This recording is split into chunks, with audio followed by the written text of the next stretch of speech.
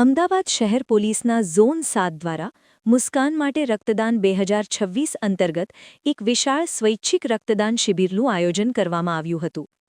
સરખેજ અને વેજલપુર પોલીસ સ્ટેશનના સંયુક્ત પ્રયાસોથી યોજાયેલી આ શિબિર આજે 23 માર્ચ 2026 સોમવારના રોજ સવારે 11 વાગ્યાથી સાંજે 5 વાગ્યા સુધી સરખેજ ગામ ખાતે સરખેજ મોઢ બ્રાહ્મણની વાડી સિદ્ધનાથ મહાદેવ મંદિર સામે સરખેજ પોલીસ ચોકીની પાછળ યોજાઈ હતી.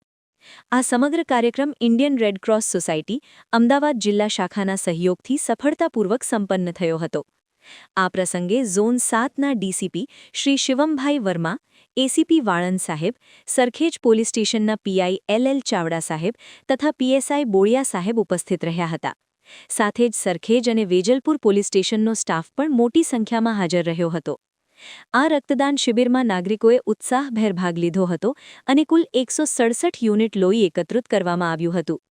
સરખેજ અને વેજલપુર વિસ્તારના ગ્રામજનોએ માનવતા માટે એક ઉત્તમ ઉદાહરણ પૂરું પાડ્યું છે. મુસ્કાન માટે રક્તદાન અભિયાન અંતર્ગત આ પહેલ સમાજમાં સેવા અને સહકારની ભાવનાને વધુ મજબૂત બનાવે છે.